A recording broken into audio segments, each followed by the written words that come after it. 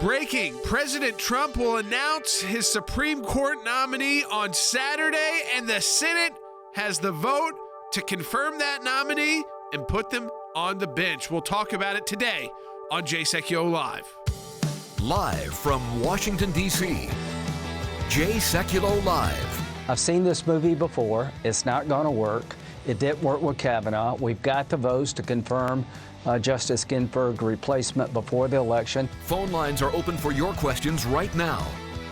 Call 1-800-684-3110. We're going to move forward in the committee. We're going to report the nomination out of the committee to the floor of the United States Senate so we can vote before the election. That's the constitutional process. And now, your host, Jordan Sekulow. I came into the office this morning. I did a web video right away. It's actually already up, and it was breaking news that with Senator Mitt Romney's pledge to support a floor vote on President Trump's Supreme Court pick, Republicans have the votes necessary to confirm a constitutional conservative Supreme Court justice that will be nominated by President Trump. That announcement by President Trump will come on Saturday. President Trump tweeted that out this morning. So you got Cory Gardner. He came on board last night from Colorado. I was on Sean Hannity's radio broadcast. We talked about him as someone to watch. And, of course, Mitt Romney. So Lisa Murkowski, Susan Collins, it's fine, whatever they want to do. But we've got 51 on allowing the vote to move forward. And I think Collins and Murkowski they could still vote for the nominee after that vote, by the way. They're talking about should the vote move forward. And I just that you won't even need the vice president, Mike Pence. So right now, the only thing Democrats could try to do is come up with some, and I put nothing past them. I am not declaring victory, by the way. We don't even have the nominee's name yet. But I do trust that President Trump is going to nominate someone that's going to excite all of us going into an election. That would make sense. And people like Amy Coney Barrett certainly would excite the base. Now, will the liberal base also be enraged and excited by this? Maybe, but their excitement level, I want to go to Stan Bennett on this. Stan, their enragement on this, will this encourage their base to turn out? They may go too far and, in fact, turn off independent voters because the burn it down, the pack the court, the less stability. They want to cause more instability, more government trouble in our government. I'm not sure that's going to encourage a lot of moms in the suburbs to go vote their way if they start, burning down Washington, D.C. during these hearings. Or if there's any hearings at all during the vote. They're going to have to be very careful for a couple of reasons, Jordan. And the first one is just a purely political one. This issue of the Supreme Court and appointing justices to the Supreme Court always animates the right more than it does the left. So if they focus on this, they actually risk driving the Republican base to the polls more than their own.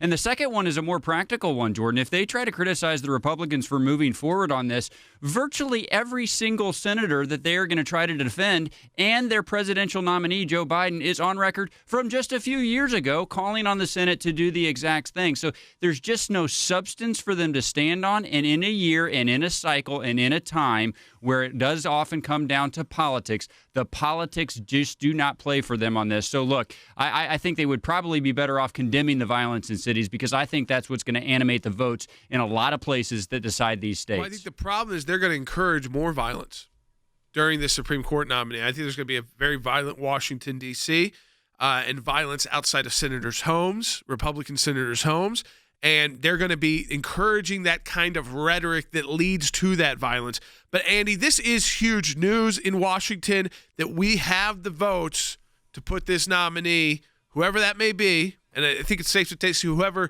she may be, on the court, and this is huge news. Well, it is huge news, and I just heard this morning that Mitt Romney has decided to go ahead and vote for the president's nominee. Murkowski and Collins again have refused to participate in the process and want the new president to do it. But I think the fact that Mitt Romney has come across, Senator Alexander from Tennessee, and some of the others, Cory Gardner and so forth, gives us the 51 votes. We don't have to go to the tiebreaker. You have a president, you have a vacancy, you have a Republican Senate. Do it. Yep, they're ready to fill that seat. Sign our petition at aclj.org, and we're taking your phone calls and questions. 1-800-684-3110. Be prepared for war. It will be a war. We'll be right back. to Jay Sekulow Live. This is key. Now, we're also going to get into the Iran sanctions. The president's going to be addressing the UN General Assembly. He's doing it remotely, so it's very different than it's been in the past. But he will be addressing it. The focus has been on the snapback sanctions that went into effect last night on Iran. Big news. We will talk about that in the next segment of the broadcast, but we're also going to be talking about the Supreme Court all week. And this is, our bread and butter at the ACLJ is these nominations. And once we have a nominee, which will be on Saturday, is getting you all the info about them. Obviously, there's front runners like Amy Coney Barrett. There's again Barbara Lagoa. There's others. I mean, I think that we can spend time on the nominee because we're gonna know who that is Saturday. We're gonna have time to do that next on the next week's broadcast. Right now, it was were the mechanics of the Senate politically coming together so that it wouldn't require Vice President Pence. It wasn't going to be on the thinnest margins to get this nominee and fill this seat, which is exactly what Republicans have got now the votes to do. Listen to Mitt Romney. Take a listen. When there's a nominee of a party that is in the same party as the Senate, then typically they do confirm. So the Garland decision was consistent with that, and the decision to proceed now with the President Trump's nominee is also consistent with history. I came down on the side of the Constitution and precedent as I've studied it, and make the decision on that basis. Mitt Romney was someone everybody was waiting for after Murkowski-Than and Susan Collins came out, not because he was up for re-election, but because of his move during the impeachment trial, which was even different than Murkowski and Collins, who did not make a move like that, where he voted to impeach on one of the counts. He was the only Republican to do that, so he voted like half. It was like it was a bizarre move by Mitt Romney. So people questioned, does he have this dislike of the president so much that even if this nominee could be someone that he would have picked if he had become president, that he's got this dislike of the president enough to try and scuttle this. Obviously, it came through to him. The message was clear: is you're a Republican senator. You were elected, to be a Republican senator. Act like a Republican senator. You don't want to be in the Murkowski and Collins world. And Susan Collins, honestly, acting this way is like, I don't know, she's like signing her way out the door. Because what Republicans are going to get excited about her in Maine by making moves like this? And she's already way down in the polls.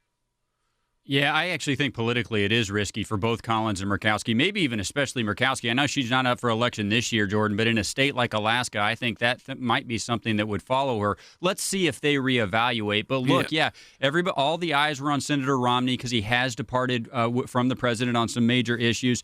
Look, I would say a couple of things. Let's say there were 3 Republican senators that decided to vote no. I just want to stress this. It's still perfectly legitimate for the vice president who serves as the lead of the Senate to cast a tie-breaking vote. So even without Mitt Romney's vote, I still think the nominee would have been confirmed. But I do agree with you, Jordan. It is better if there is a clear majority inside the United States Senate. And I just wanted to echo one sound you played during the break, Jordan, that some of our listeners might not have heard. Senator Romney, part of his statement, said that a liberal court is not written in the stars. Jordan, that echoes something that you and I talked about yesterday. This seat doesn't belong to President Trump or President Obama or Justice Ginsburg or any senator. It belongs to the American people, and when they speak and it sort of pushes the court in one direction or the other, guess what, Jordan? That's how the founders intended it. Yeah, I mean, take a listen to Mitt Romney, Bite 16. I recognize that we may have a court which has more of a conservative bent than it's had over the last few decades. But my liberal friends have, over many decades, gotten very used to the idea of having a liberal court. And that's not written in the stars. That's the kind of Mitt Romney I remember from 2008 and in the past with his attempts to run for office again in 2012 when he was the nominee. The kind of Mitt Romney who it was still very friendly the way he said it, Andy, but still taking a shot at liberals and saying, you know what, liberals, you got used to this, but it's not written in the stars for you. You don't get the Supreme Court isn't liberal forever because that's the destiny of the Supreme Court. And right now, it's about to go as conservative probably as it's ever been, at least in the modern time of the Supreme Court. And I keep looking at, like, okay, they talk about possibly trying to impeach the president. That takes a lot of action from the House. I don't know if they have the will to do it this quickly or if they're going to try to start impeachment. And by the time that gets to the Senate, I mean, that's more than 40 days. We're talking, Andy, like Lindsey Graham said, about getting this done in 41 days. And it will be done in 41 days. You know, growing up and going to law school in the days of the Warren Court and the Burger Court and the courts that we have been used to have in fact sort of instilled in the American people the idea that the Supreme Court of the United States is a liberal left-wing organization, the Hugo Blacks of the world, the William Douglases of the world, the Earl Warrens of the world, and we said, this is the way it is. Well, now it's changing. It's not that way. We've altered the scope of events, and I think Mitt Romney is right. It's not written in the stars. It's not fated that it has to be in a left-wing liberal posture all the time, and we are moving in a direction of a conservative court, notwithstanding the sometimes flip-flopping that Chief Justice Roberts has done. So what if it's moving in that direction? That's the will of the people. They've elected a president and they've elected a Senate who is more right of center in their thinking, and we're going to confirm a conservative justice, and it's the way in the evolutionary trend that has transpired. There's nothing wrong with that. It's the way the country is moving, and we need to follow that direction. You know, I think, again, folks, we're going to take your phone calls at 1-800-684-3110. That's 1-800-684-3110. You've got Mitch McConnell saying President Trump's nominee will receive a vote on the floor of the U.S. Senate. Lindsey Graham thinks it's important that we proceed expeditiously to process any nomination made by President Trump to fill this vacancy before Election Day or by Election Day. And now we've got Senator Romney on board. It is key. Now, Than, this is what I want to go to you on. I'm sure our listeners are interested in this.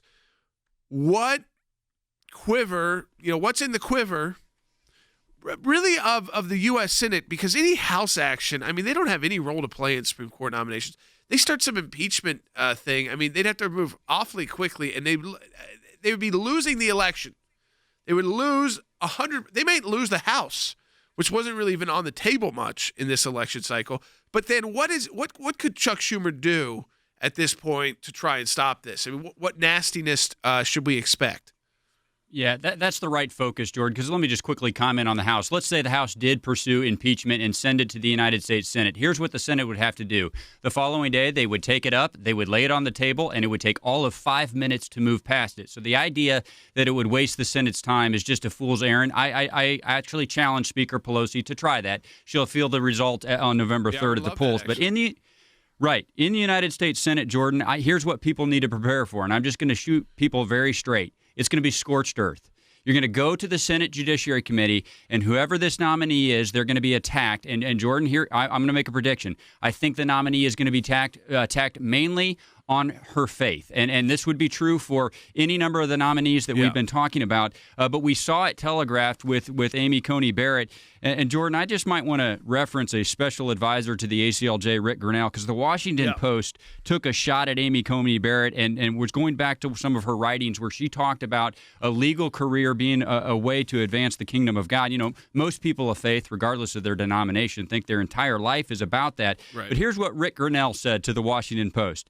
He said, the Washington Post comes out swinging at Christians. This is a basic tenet of Christianity. Stop the bigotry. Yeah. But, Jordan, that's what we're going to see in the hearings. I mean, they try to use language that if you're not familiar with the Christian faith, you might think sounds, outside the norm. But, man, I mean, the majority of the country is pretty familiar with the Christian faith. And whether you're black, white, Hispanic, Catholic, evangelical, Protestant, or mainstream, one of the kind of the denominations, again, or Orthodox, advancing the kingdom of God. I mean, this is generic language in the Christian faith, generic, ecumenical.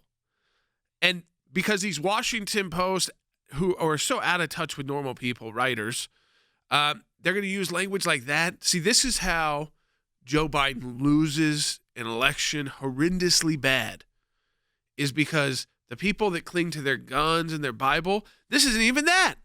This is just people who go to church. People who consider themselves nominally Christian would understand language like this. Nominally Christian would understand language like this. I want to go, we're going to take your calls when we come back. We're going to talk about two of these snapback sanctions on Iran. Wes Smith is going to be joining us in the studio. Former Colonel Smith will be joining us because that's important too. And then we're going to take your calls on the Supreme Court nominee. Andy and Than will stay with us. My dad may be joining us by phone. We're going to try see if we can get him. He's traveling as well. 1-800-684-3110 to talk to us on the air. That's 1-800-684-3110. I promise when we come back, we'll take a phone call right off the top on the Supreme Court. Then we'll get into the Iran issue. Also, folks, I encourage you, sign our petition. Let's get this seat filled. ACLJ.org. Sign the petition today. That doesn't cost you a thing. It helps with our grassroots work. ACLJ.org. Sign that petition. We'll be right back.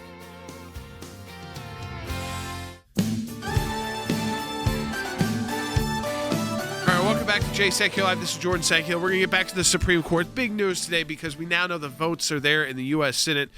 Won't take Vice President Mike Pence. And I think that even Susan Collins, Lisa Murkowski may rethink their position. And I think their position on whether you go to the cloture or whether you actually vote yes or no is probably different too. But I do want to spend some time on Iran because this is also, this is the kind of news that gets lost if you don't talk about it directly because it happened late last night. That the President of the United States, President Trump, has reinstituted via new executive order the UN sanctions on Iran, imposed new sanctions on Iran's export controls on more than 24 entities and individuals that support Iran's nuclear, missile, and conventional arms-related activities. It's also critical to enforcing the UN arms embargo on Iran. The administration is imposing new sanctions and export control measures on 27 entities and individuals connected to Iran's proliferation networks. These actions target the Atomic Energy Organization for Iran and Iran's nuclear escalation, the Iran Missile Organization, the Shahed, which is what the name of the missiles are, Hamad Industrial Group, and 2 Iranian entities for their involvement in the transfer and acquisition of conventional arms. So this is a full arms embargo. And my dad is joining us right now. He's joining us by phone. He's traveling. But Dad, this is also very important news in light of those peace deals that were made by the Gulf state, primarily Muslim Gulf states and Israel, and now the U.S. taking this action to punish Iran. Yeah, this was a big moment. I actually was in the White House with the president and some others when Robert O'Brien was there, and they signed when the president actually signed that. So it's a momentous moment in Middle East history because by increasing the sanctions, Jordan, as you just mentioned, what it's doing is bringing very quickly, I believe, you're going to see some major action, maybe even the end of this week or next week, on other countries coming on board with the Abraham Accords. And that is a game changer in the Middle East, a complete game changer.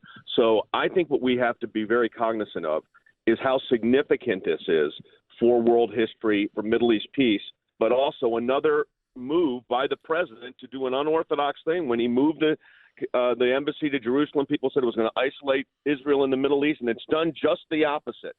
And I think ultimately for the Palestinian people, it's going to be better too. Yeah. Okay. So, and then these sanctions, again, Iran is not going to be happy about this. This targets, and we're talking about with Wes Smith in a second, but Dad, it targets not just their nuclear program, but their missile program and even conventional arms. So really what it's about is also Iran not having the capability to send out weapons to terror groups like Hezbollah and Hamas. Which has been, of course, the biggest, that's how the proxy wars have been engaged in, is by Iran using the proxies in Lebanon, in, of course, Hamas and the Gaza Strip. Iran and the Iranian Revolutionary Guard used those governments and those individuals or those terror groups as proxies, and that's over. I mean, and not when I say it's over, they're still going to try to do it, but the sanctions are now so significant. The flow is so different. I mean, you're just seeing an entire reshaped Middle East. So I'm very, very encouraged. I know y'all are going to get back to talking about the Supreme Court pick, which is very exciting here in Washington as well. But that was a very big day yesterday on the Abraham Accords. Yeah, I mean, I'm going to go to as it relates to the Iranian sanctions. It'll increase the Abraham Accords. Yeah, add more to it. Well, thanks for joining us, Dad. I know you're busy and moving around in Washington. So let me go to Wes Smith, a retired Colonel Wes Smith. Wes, the significance of this administration, the moment they could, putting these snapback measures in place against Iran and even increasing the sanctions as well.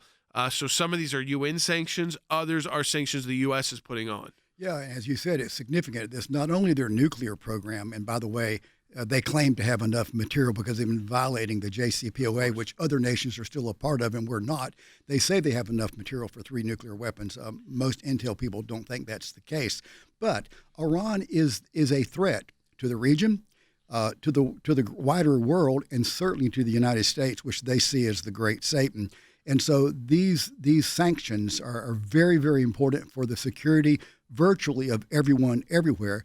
And in actuality, Iran is helping President Trump's Middle East program, his plan, simply by doing what they do, which is being a nation that violates human rights, that exports terror, that seeks to cause upheaval in that part of the world. They are the chief threat, not only, as I said, to the wider world, to the region, they are the main threat to the Gulf states, which is part of the reason that Bahrain and the United Arab Emirates signed the Abraham Accords. And as the president has said, and your dad has indicated, we look for more countries to do that because Iran continues to be their own worst enemy, and they continue to be a threat to the region. And as long as they do that, I think more and more countries in the region will understand that Israel and the United States are not the threat that Iran is. And so this is a very, very important thing. One thing, parenthetically also, I'd like to mention, which it's crazy as it sounds, it's true, and that is Joe Biden has been criticizing the president for our policies on Iran, and he has promised, if he is reelected, that he will actually re-enter the Iran nuclear deal, the JCPOA, which is absolutely crazy, but he swears he will do that as well. Swears. Yes. Swears he will do that, Joe Biden. I mean, let me go around the room, if you will, virtually, because we've got Than and Andy in Washington, D.C. This idea that we've got the President of the United States and Secretary Pompeo, and after the President addressed the UN today, but this happened before that, putting the sanctions back on Iran's nuclear program, back on their conventional arms programs as well, their missile programs, and on individuals. And yet we've got a candidate running for President of the United States on the other major party. It's going to be either him or Donald Trump as the next president, saying he wants to go right back into that nuclear deal. Than and then Andy. Yeah, well, it happens at a time where that region is experiencing more peace than they have before because of the overarching strategy. Jordan, you've got to pursue 2 things. You've got to give the people on the ground an opportunity and a belief that there is hope for an economic future, while also showing that you will use the heft of the United States to stand up against their enemies. So it's got to be both sides of it. Jordan, just quickly on these sanctions, not only are there snapback sanctions that were rooted in UN authority, but multiple layers of statutory sanctions that were available to the president. He has come back at this so repeatedly to take another bite at the apple. If the Iranian regime does not realize he's serious by now, they never will. And I loved it at the end of his statement, Jordan. He talked about how it was to give the Iranian people an opportunity for an optimistic future. Quite frankly, I would like to see the candidate on the other side, former Vice President Biden, for the good of the world, Jordan, he should come on board, but he won't. Yeah, I mean, I think that, again, Andy, I want to go to you on this. Just your idea that Joe Biden wants to go right back into this deal, even though it's seen that getting out of the deal and making these unilateral deals, bilateral deals, trilateral deals is working in the Middle East. At least, I mean, you think you'd build on your predecessor. If he is the next president of the United States, you'd build on your predecessor's success but it doesn't look like they want to, of course, give Donald Trump any credit, which means they'll be willing to screw up the Middle East again. No, they're not going to give Donald Trump any credit for what he did, and what he has done is tremendous and historic. But Vice President Biden is determined to pursue his own course. That's said by John Kerry earlier, who said, gloom and doom when we withdraw from the nuclear arrangement with Iran. It's going to be the worst thing in the world. It isn't the worst thing in the world. You've got Bahrain, you've got the United Arab Emirates, you're going to have Oman, you're going to have Sudan, you're going to have Morocco, you're going to have all these Arab-based countries, Arab-inclined countries who are going to join together with Abraham Accords and have peace with Israel. But they'll never, ever give President Trump credit for that under any circumstances whatsoever. So don't look for it in them. Folks, we've got a second half hour coming up. We'll talk Supreme Court as well, of course. Get your calls in 1-800-684-3110 and sign our petition. Fill that seat, ACLJ.org. We'll be right back with the second half hour.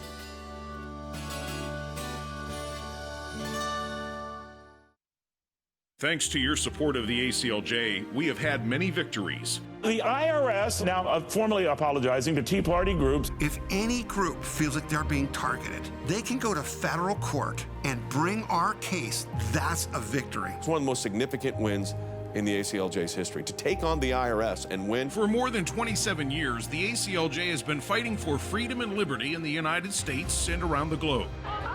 These are young people in their 20s and 30s that are doing this. They're fighting for life at a whole new level to beat back the abortion juggernaut. But I actually think we're winning. This is one of the social issues we're winning. The release of Andrew Brunson. We're flying and they finally left Turkish airspace.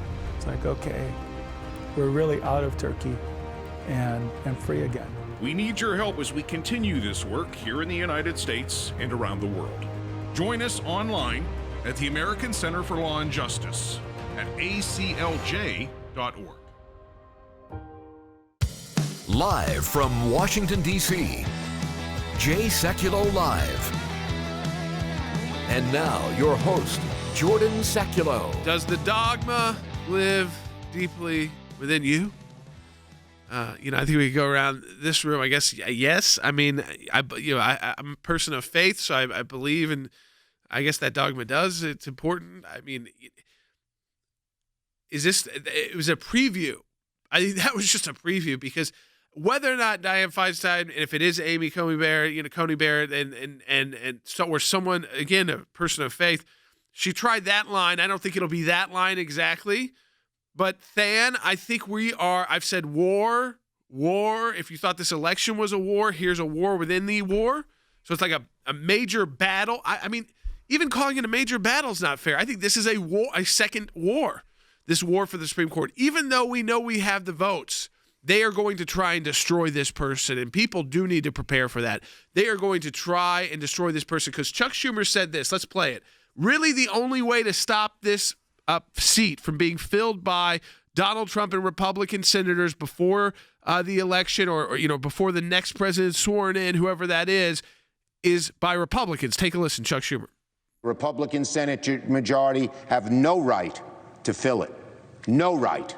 There's only one way for this chamber to retain its dignity, and that is for 4 brave Senate Republicans to commit to rejecting any nominee until the next president is installed. I laugh at Chuck Schumer using the word dignity. He's the least dignified major political leader maybe in our country. He's such a political hack.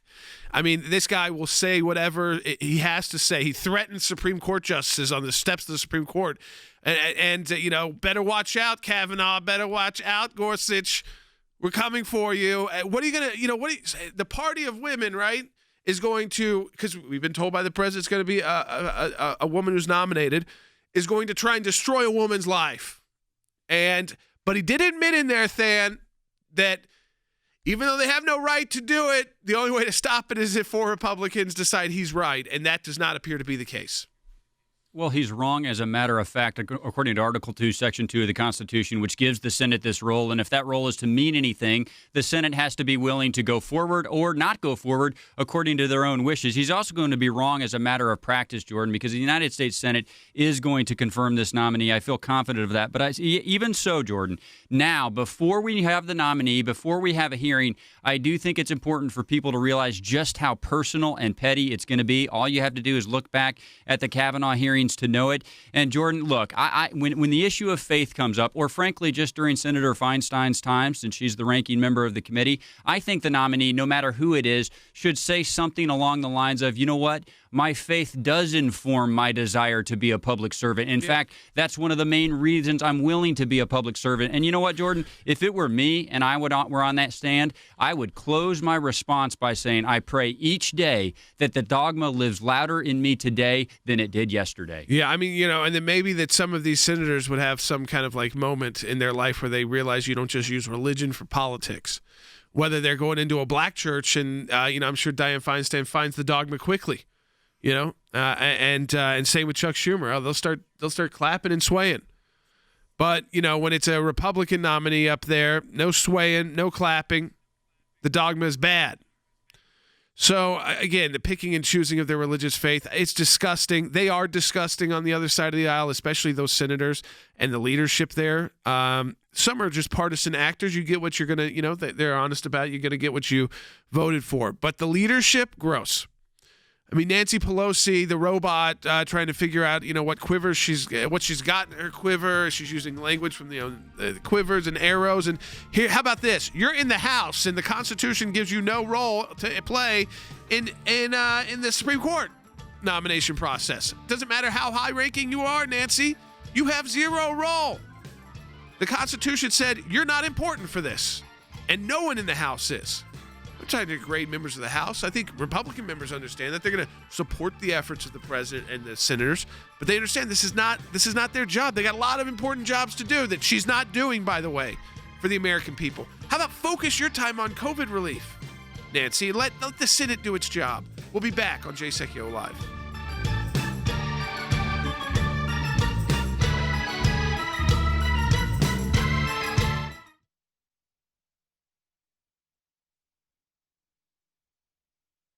Thanks to your support of the ACLJ, we have had many victories. The IRS now formally apologizing to Tea Party groups. The IRS did the right thing by resolving the case with an injunction that mandated a complete change of the IRS nonprofit tax-exempt work as it relates to issue advocacy organization. If any group feels like they're being targeted, they can go to federal court and bring our case.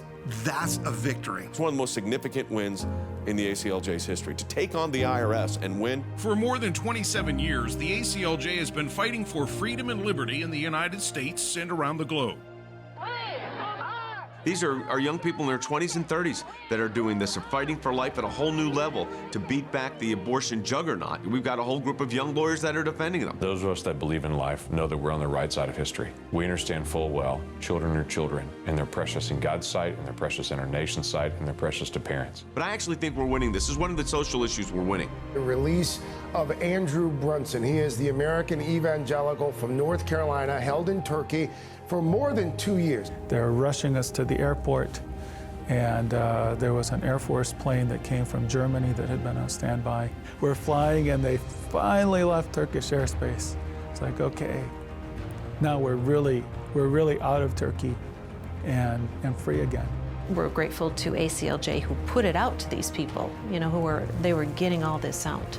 All of the people who prayed for us through ACLJ and through your contacts, I'm thankful, I'm grateful, and actually I'm astounded. We need your help as we continue this work here in the United States and around the world. Join us online at the American Center for Law and Justice at aclj.org.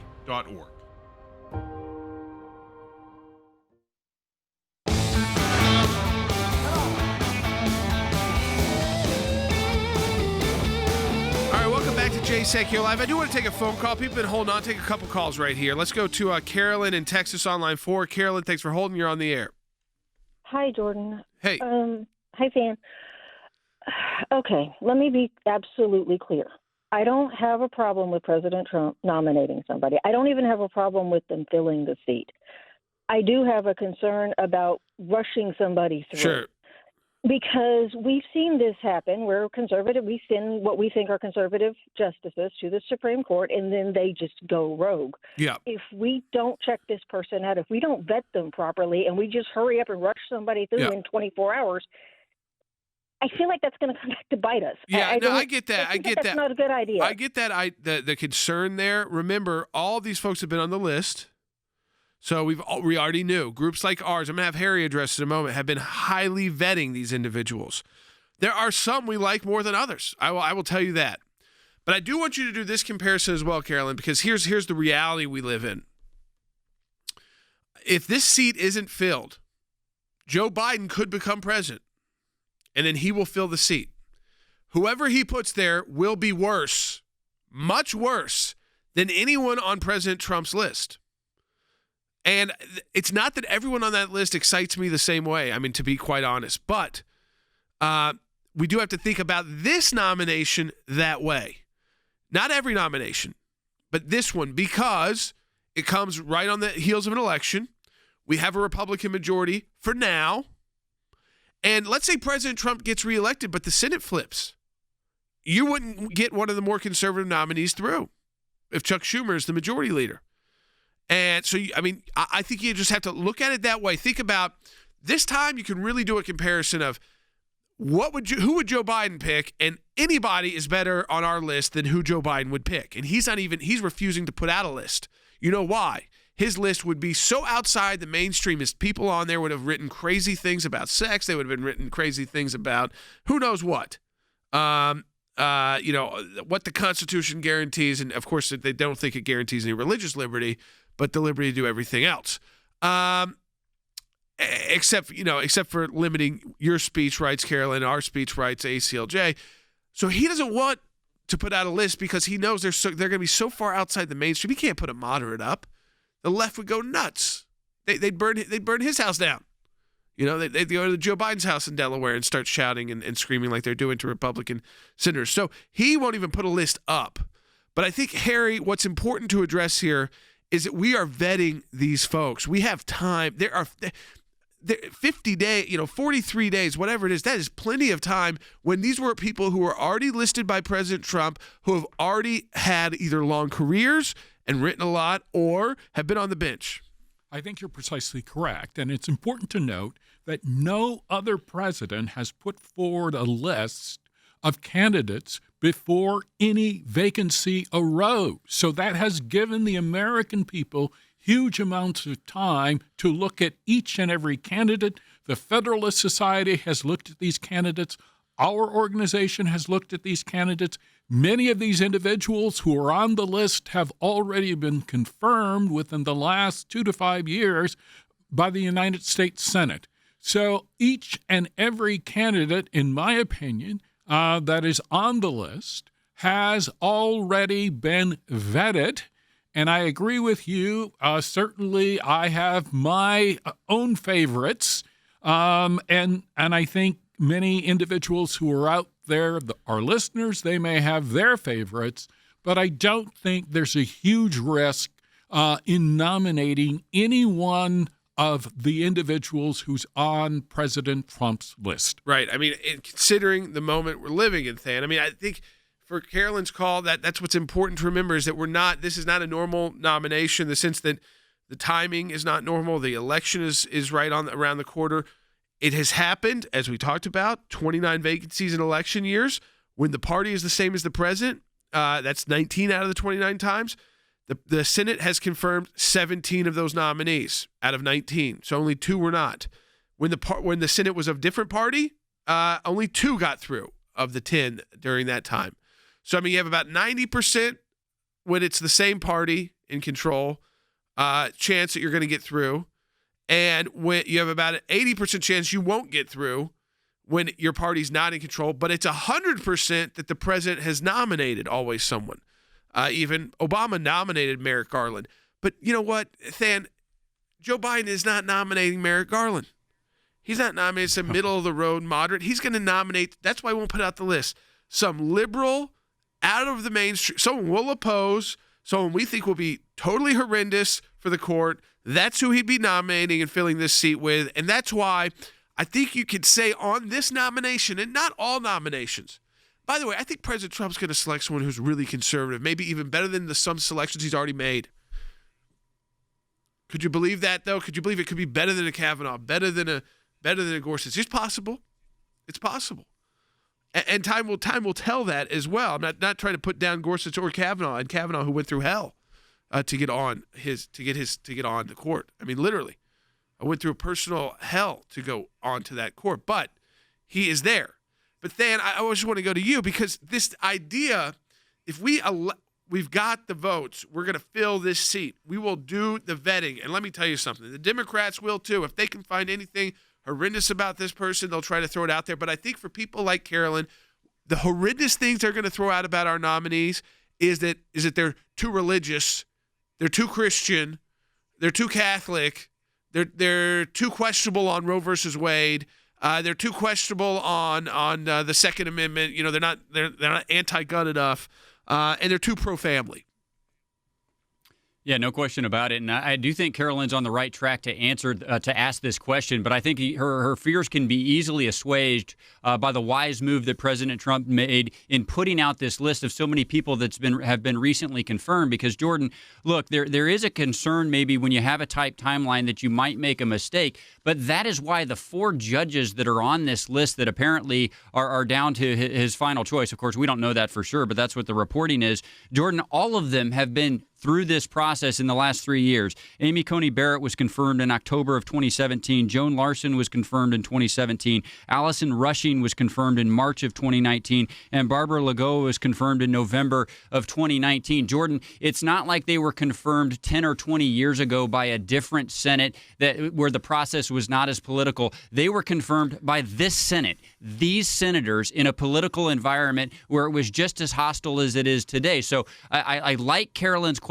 I like what she's thinking about, but I would ask her to connect it to what President Trump has already done. He has told you he's going to give you a nominee that this Senate has already looked at, that they've already vetted, and that they have already found acceptable. Jordan, it's going to be awfully difficult politically and really just legitimately for them to reverse course on one of these nominees now. Yeah, absolutely. I'm going to go to Andy on this as well, and then back to Harry, and we'll continue to take your phone calls.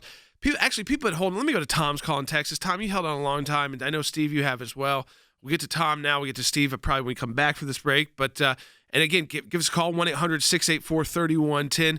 Tom, welcome to Jay Sekulow Live here on the air. Hey, thank you very much. I appreciate you taking my call. And a couple of questions. One is, first of all, I agree with you 100% that they got to get this one over the goal line. Right now, they can't wait. And I love your analogy about the war within a war. That's exactly what it is. And this is more exciting, almost as exciting, I should say, as President Trump being elected, from the standpoint that this is a lifelong appointment. And this is going to be huge as we move forward. With that being said, I just can't understand the 2 senators, Murkowski and Collins, and why they are opposed to this. I know they're probably not going to vote yes, but I'm curious as to if you have any insight as to specifically why they're saying they won't. And I know they could change their, they could change their mind in a couple of days, and then I'll let you answer that. And then real quick, a week from today we have the debate. Sure.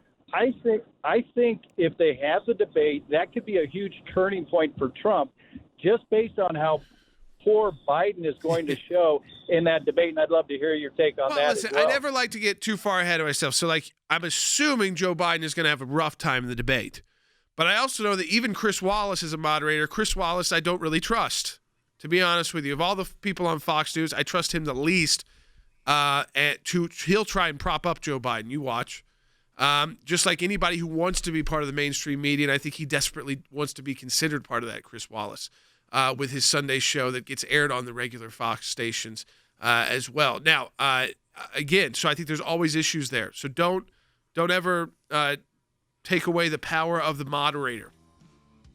But I do think Joe Biden is going to be pretty horrendous in debates. I'll be honest with you. I think that even the moderators, to the American people, they can't prop him up that much. He's going to make a lot of speak a lot and make a lot of sentences where the words don't make sense, like it's just gibberish. I think a lot of that will happen. But he'll be bringing his toughest game possible. He's going to try to as well. I think on Murkowski and Collins is making a horrendous political calculation, thinking this is going to help her in Maine, where she's down like 15, 16 points in most polls in her Senate race there. This is not going to help her get Republicans out to vote for her. And be encouraged and excited to try and keep her in the U.S. Senate, because that's where she's at right now. Keep trying to keep her in the U.S. Senate, which we all want to keep a Republican seat, but still. And Murkowski, too, their idea is that, we shouldn't do it until after the election. I think they could change. Hi, I'm Jordan Sekulow. Right now, your kids are stuck at home trying to learn online, and the ACLJ is here to help. We believe the great and sometimes complicated history of our nation is too important to let anyone overlook. Not because of a pandemic, and certainly not because of someone's political agenda. But there are people out there right now, even political leaders, that have called to abolish history classes. They want to erase American history from classrooms and from textbooks. And that's why now, more than ever, we need to be honest and educate our kids on who founded this country, how government works, and what, even as a kid, they can do to protect it. You see, creating engaging and entertaining content for kids is one of my passions. I've been blessed to work with the biggest players in the industry, including Disney and Nickelodeon. But there's a glaring hole in that space.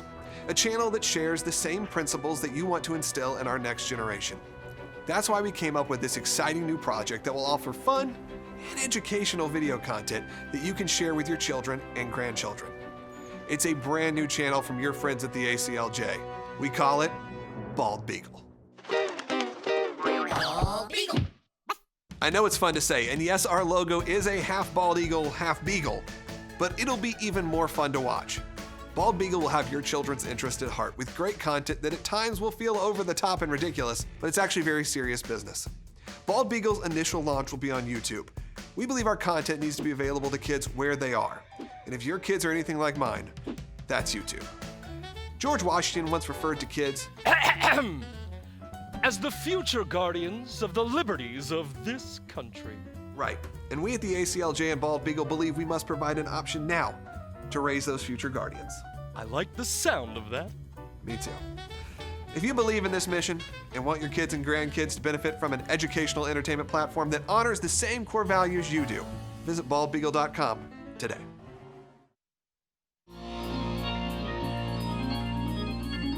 For 1-800-684-3110. If you want to talk to us on air, you still have time to get in a phone call right now if you call 1-800-684-3110. We're about to go to Steve's call in Georgia, but Chris on Periscope, I thought this was a good question to go around the horn, if you will, with everybody.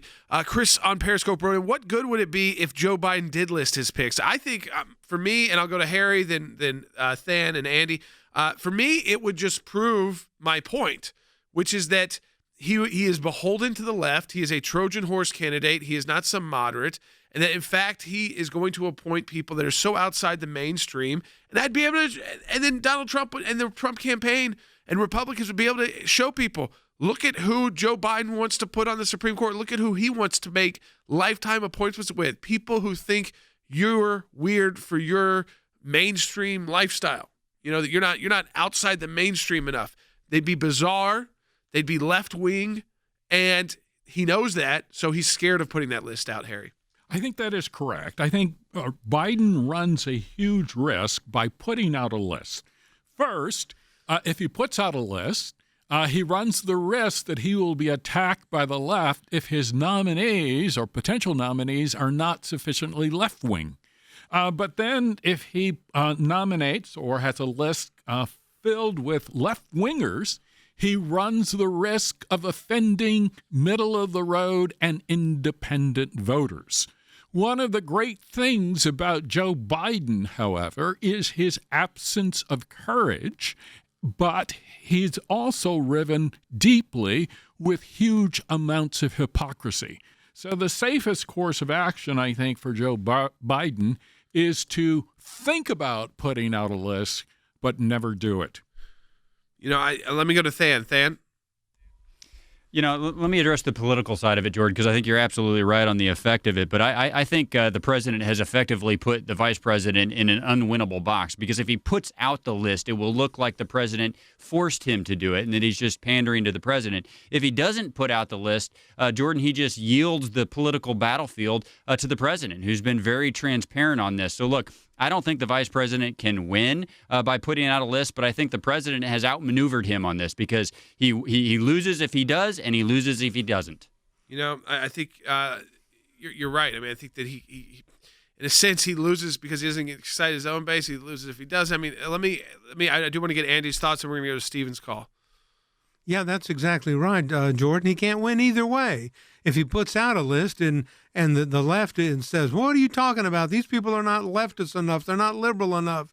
These are not burn the city and protest the world. And they want to keep guns and so forth under the Second Amendment. So he alienates his left-wing base, the Sandy Cortezes of the world. And then if he, so he's not, and he would have taken the president's challenge, and it would look like he kowtowed to what President Trump did. So he remains silent, which is what he does all the time. He doesn't talk. He just sits there. He won't be able to do that during a debate. I guess you could. I mean, you could go to your. He could. I have a feeling it's going to be a lot of like pauses. There'll be a lot of like questions. Like he'll get hit by Trump, and it's going to be like, and then like maybe he'll be able to put together words that are like They make sense together, but they have nothing to do with responding to why he got punched. This is the thing. President Trump is not someone anyone wants to debate. I mean, Republicans, even on something of like, I think if you debated him on something that was kind of like mundane, just for debate purposes, he would hit you so hard to win the debate that you've got to be able to take and deliver a punch so aggressively, so quickly on your feet, or you're knocked down. You're knocked down before you even started. And that is the problem, I think, for Joe Biden. I'm sure he's prepping. I know, he's a professional, lifetime politician. So, again, don't downplay it too much. Don't downplay it too much, and never forget the role of the moderator.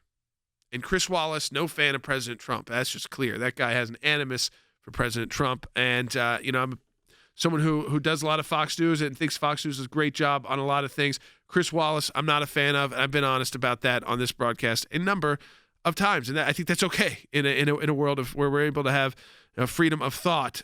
So far, still we are. Steve in Georgia on line 1. Steve, welcome to Jay Sekulow Live. I got to tell you, that list, whoever came up with that idea in 2016, I think it was brilliant looking back on it. And for Trump to go with it, brilliant decision on his part. But here's my actual question for today, Jordan. If this nominee has to go through what Kavanaugh went through last time with these false, outrageous, made-up charges, what is to prevent the Republicans to say, look, you're behaving irresponsible, you're not taking this serious, you're torturing our nominee again, we're not putting up with it, we're going to go to a vote to nominate. Is that possible based on the procedures, and do you think the Republicans have the stomach to do so? Thank you for handling my question. Yeah, no, I think you bring up something really good, Steve, that if they go Kavanaugh style, like just personal attack with these unsubstantiated nuts who come out of these nutty people, and again, that's what I think they did with Kavanaugh. So they found crazy people who would go out, they would ruin their lives too, by the way. Who were like cross-eyed, looking at you at the camera, and they're trying to make these allegations, and whose house were they at, wherever they at. Then could they just say, enough with this, we're going right to the vote? They can. They don't even have to go to the Judiciary Committee. Here's Article 2, Section 2. The requirement said that the president shall nominate and by and with the advice of the Senate shall appoint judges of the Supreme Court. Jordan, all of the talk you hear about rules and precedent, Article 1, Section 5 sets out that the Senate gets to set its own rules, and precedent changes over time when they change the rules. Now, look, I think they're going to go through committee, Jordan, but I will tell you this. They're not going to tolerate the shenanigans that happened with Judge Kavanaugh. That will clearly be an effort to filibuster in committee, but just boil it down to this, Jordan. The Senate is given their power by the Constitution of the United States, and they set their own rules. If they decide that the best way to proceed with this is to skip the hearing, go right to the floor, and then let the members of the Senate vote, they can absolutely do it. Yeah, absolutely. So there's your answer, Stephen. I think, listen, we start hearing language like this again out of Dianne Feinstein, whoever the nominee is, they start attacking their religious faith. So if it's Amy Barrett, who's definitely on the front list, there's no surprise. She was at the White House yesterday, it was reported. She was there. Now, there might be other potential nominees who get spotted there this week as well. I mean, she might have been the first of meeting of 4 or 5 people the president's going to meet with. So don't read too much into everything. But she's definitely a front runner. Okay, and we're not trying to hide the ball. She's definitely a front runner. She was a front runner already in the past. If this starts happening again, I say, Lindsey, shut it down. Go to a vote. We have the votes. Put them on the court. Goodbye, and we'll go into the election. Bite 46. When you read your speeches, the conclusion one draws is that the dogma lives loudly within you. And that's of concern when you come to big issues that large numbers of people have fought for years in this country. I mean, this is my issue with this. Do you think that Dianne Feinstein would say that to a Jew? Do you think she'd say, you're too Jewish? Or to a Muslim? You're too Islamic. To a Hindu? You're too Hindu. If that happens again, Than, I say shut it down. Lindsey, shut it down. If we tried to have the hearings, we tried to act like normal. Obviously, we can't because of the nuts on the other side. We're not going to have character assassination that they can replay over about these people forever and try to ruin their lives where they can't really respond because then they go kind of quiet onto the court and we just have a vote. Yeah, and if you're the nominee and you get attacked that way, you say thank you very much, Senator. That's one of the goals of my life. I take it as a compliment. But you're right, Jordan. The committee, the chairman, at that point, they should move on, and every senator should vote. All right, folks, we will again be following this very closely. You know we will at the ACLJ. Sign our petition at aclj.org. Fill that seat. We've got the votes to do it. Let's get it done. aclj.org.